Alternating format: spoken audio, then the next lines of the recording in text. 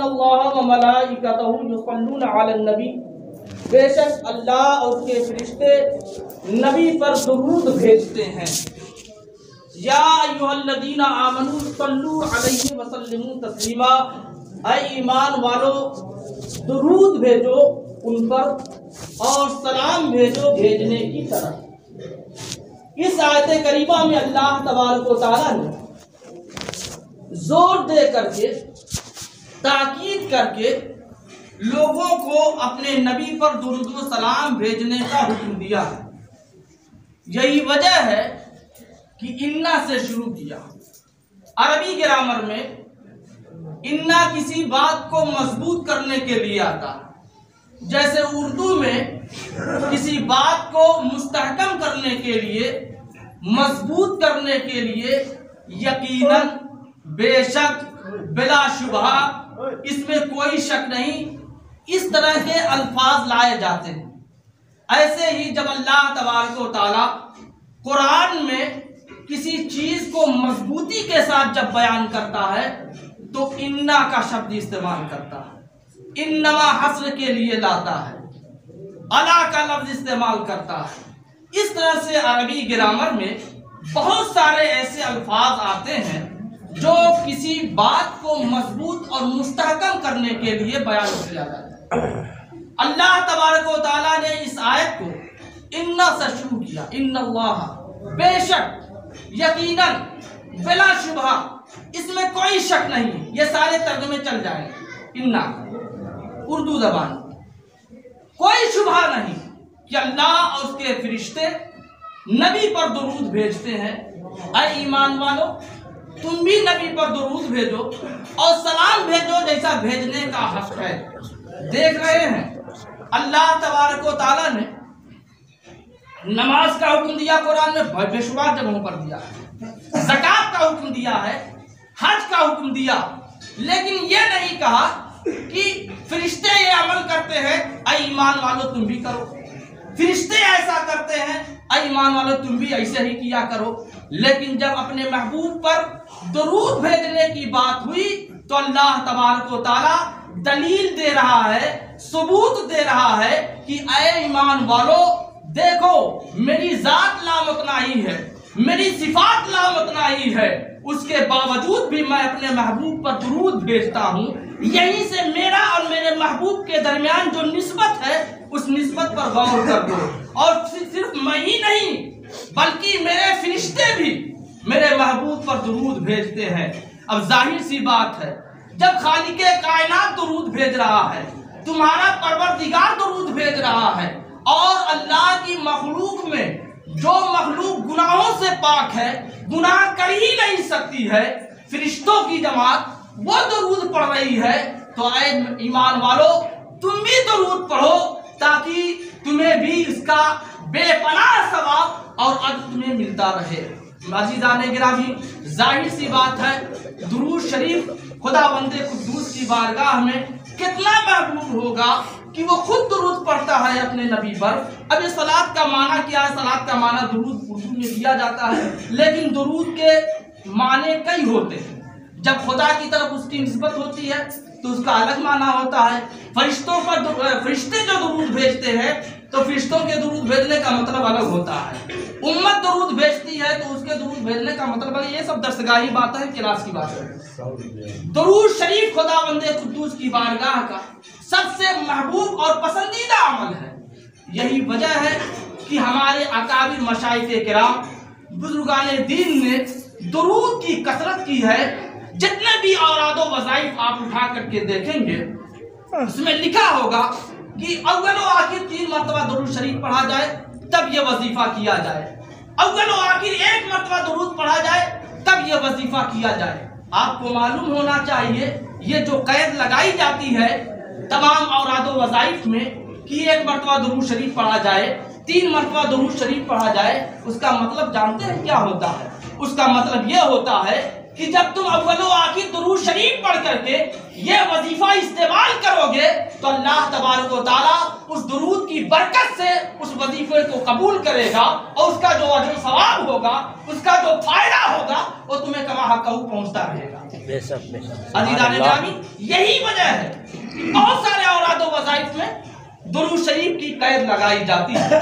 कभी ये भी होता है कि कोई वजीफा, जिस तरह दवाओं का सिस्टम होता है, कुछ दवाओं की तासीर कुछ और होती है, कुछ दवाओं की तासीर कुछ और होती है, ऐसे ही कुछ औराद व वज़ाइफ होते हैं जिनकी तासीर अलग अलग होती है। बहुत सारे ऐसे औराद व वज़ाइफ होते हैं जिनकी तासीर गर्म होती है, इतनी गर्म होती है कि अगर वो वजीफा कड़ाके की ठंडक में अगर आप करेंगे तो पसीना छूटने लगेगा, गर्मी में करेंगे तो पागल हो जाएंगे। इसी वजह से मशाइख किराम ऐसे औराद व वज़ाइफ के लिए भी कहते हैं कि तुम अव्वलो आखिर दुरूद शरीफ पढ़ा करो, क्योंकि तमाम औराद व वज़ाइफ में दुरूद शरीफ की तासीर सबसे ठंडी है। जो वजीफा तुम करने वाले हो उसकी गर्मी को मारने के लिए ये आपके लिए एंटीबायोटिक का काम करेगी दुरूद शरीफ, और उसकी तासीर को, जो उसकी तासीर गर्म है, ये दुरूद शरीफ उसको ठंडा कर देगा। इसी वजह से बहुत सारे औराद व वज़ाइफ के लिए हमारे मशाइख किराम ने इस वजह से भी कैद लगाई कि दुरूद शरीफ पढ़ा करें। दुरूद शरीफ का ताल्लुक ये इबादत के अजर व सवाब और उसके अज़ाब से नहीं, बल्कि काफी हद तक इसका ताल्लुक मोहब्बत से है। हुजूर से बेपनाह मोहब्बत की बुनियाद पर है, और मोहब्बत के मामले में मेयार नहीं देखा जाता कि आपने ज़ोहर की नमाज पढ़ी है, आपको इतना सवाब मिलना चाहिए, असर की नमाज पढ़ी है, इतना सवाब मिलना चाहिए। मोहब्बत की दुनिया ही अलग होती है। आप मोहब्बत से दुरूद शरीफ पढ़े तो उसका कितना सवाब मिलेगा, इसका अंदाजा कोई मौलवी नहीं लगा सकता है, कोई शेख नहीं लगा सकता।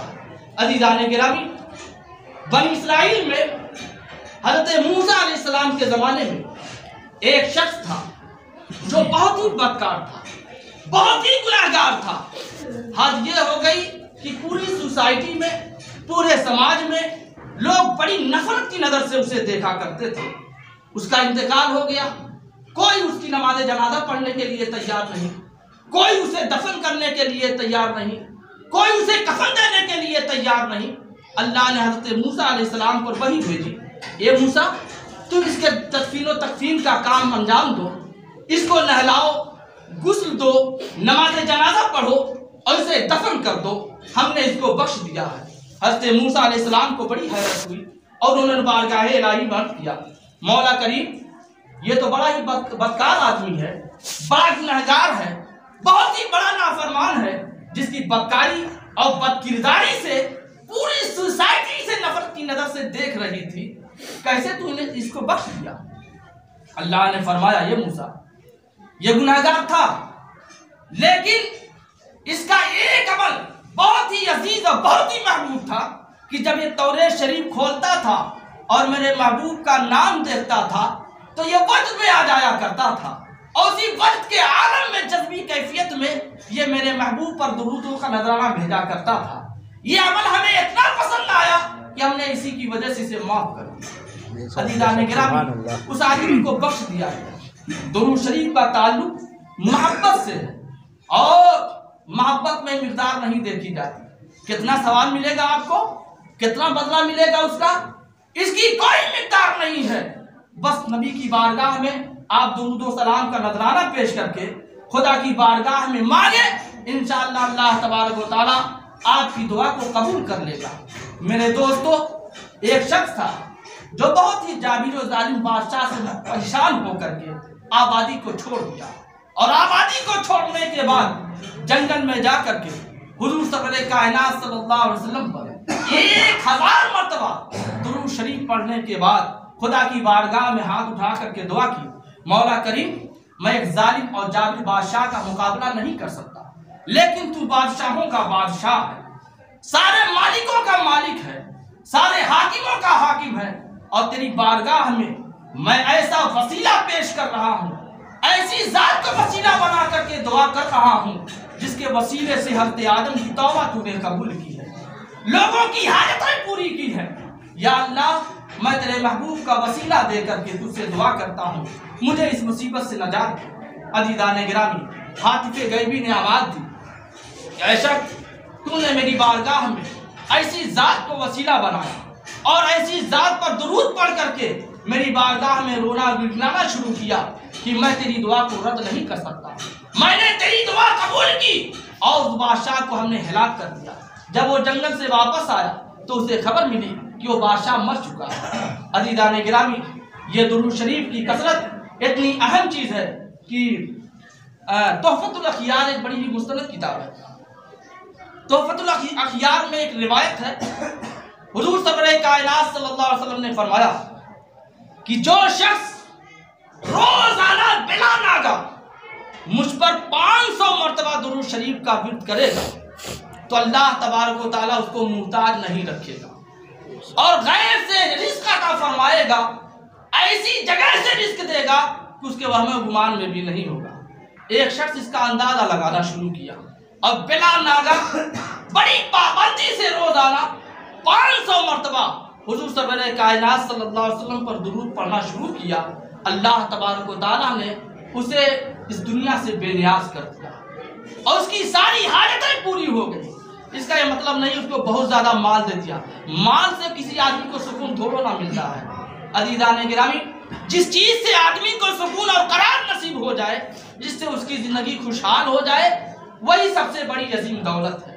اب وہ چاہے کوئی بھی چیز ہو، اولاد ہو، مال ہو، کچھ بھی ہو۔ بہرحال حدیث شریف میں جو کہا گیا کہ جو مجھ پر 500 مرتبہ ایک دن میں درود کا ورد کرے گا تو اللہ تبارک و تعالیٰ اس کو محتاج نہیں رکھے گا، اس کا مطلب یہ ہے کہ اس کی زندگی خوشحال رہے۔ میرے دوستو، درود شریف ایک ایسا وظیفہ ہے جسے کسی بھی چیز کے لیے اگر آپ استعمال کریں گے تو انشاءاللہ آپ کی حاجتیں پوری ہوں گی، اللہ تبارک و تعالیٰ غیب سے آپ کی مدد کرے گا۔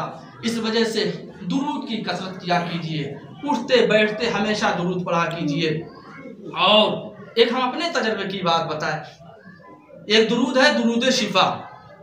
آدمی بہت پریشان رہتا ہے، بہت سارے لوگ ایسی بیماریوں میں مبتلا ہوتے ہیں جو پرماننٹ وہ بیماری لگی رہتی ہے، جیسے شوگر ہے، بلڈ پریشر ہے، یا ٹینشن بہت زیادہ لاحق ہوتا ہے، دوا کھا کر کے وہ اپنی نیند لیتا ہے، نیند نہیں آتی ہے۔ درود شفا ایک ایسا درود ہے، آپ دیکھ لیجئے گا، یوٹیوب وغیرہ پر بھی مل جائے گا اور کتابوں میں بھی ہے۔ اس کا ورد اگر آپ کثرت سے کریں گے تو انشاءاللہ ساری بیماریوں سے اللہ تبارک و تعالیٰ آپ کو نجات دے گا، ساری بیماریوں سے۔ اور یہ میں صرف کتاب کی پڑھی بات نہیں کر رہا ہوں، خود اپنا تجربہ بھی بتا رہا ہوں۔ عزیزان گرامی، درود شفا بہت ہی اہم چیز ہے اور ساری بیماریوں کا یہ علاج ہے، بشرطے کہ اس کو پابندی سے کثرت سے پڑھا جائے، اور ایک دن میں کم سے کم 200-400 مرتبہ تو پڑھ ہی لینا چاہیے، اور آرام سے آپ پڑھ سکتے ہیں، گھومتے ٹہلتے مارکیٹ میں، بازار میں، کہیں بھی آپ بیٹھے رہیں گے۔ ظاہر سی بات ادھر ادھر کی بکواس کرنے سے بہتر ہے کہ آپ درود کی کثرت کریں۔ پہلی بات تو ادھر ادھر زیادہ بیٹھنا ہی نہیں چاہیے، لیکن کچھ لوگوں کی عادت ہے بیٹھتے ہیں، ٹھیک ہے۔